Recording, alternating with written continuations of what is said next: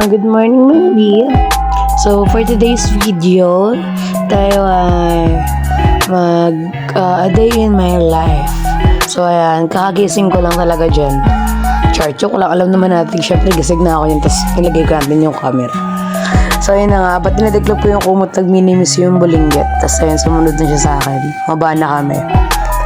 At tayo mag-aalmusal na. Sila ate tulog pa, kaya kami lang muna yung nag-almusal. So, ayan.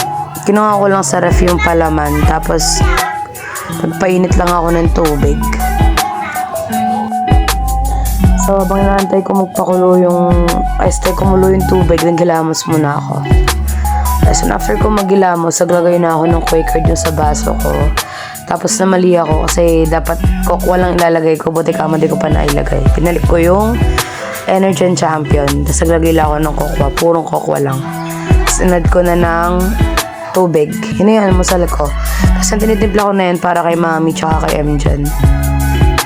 Kasi yung pamangkin ko, meron daw siyang ginawang ice choco niya sa loob ng ref. Nilagay niya. So ayan.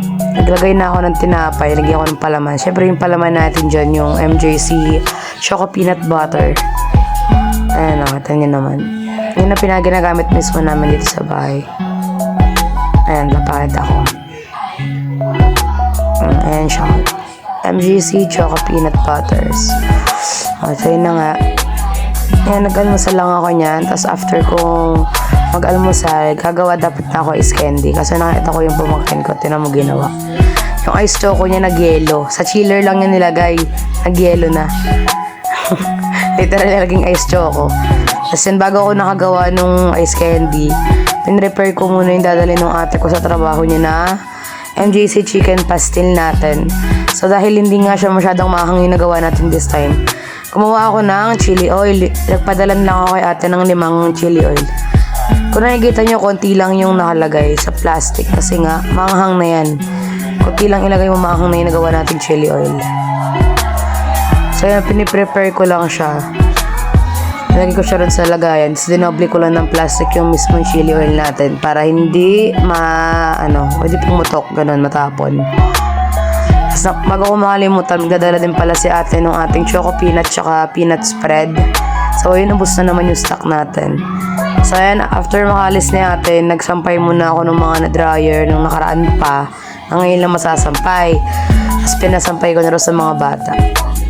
Tapos siyang i-hanger. Habang nag-aano kami dyan, nagbabangayan yun silang dalawa. Kasi nasaway ko naman, Gina-G yung mukha ko dyan.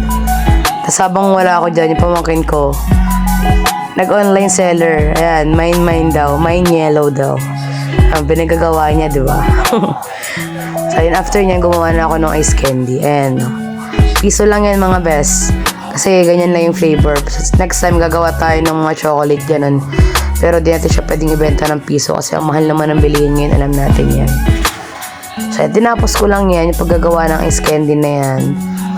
Tapos, pinaprito ko na rin sa pamangkin kong lalaki yung lumpia. Kaya naman niya prituhin yun, kaya siya na pinagprito ko. So, yun, paubos na ako. Diba? Sinimot hanggang dulo. Ayan, yun yung pinagluto ko siya ng lumpia. Ayan ang ulam namin.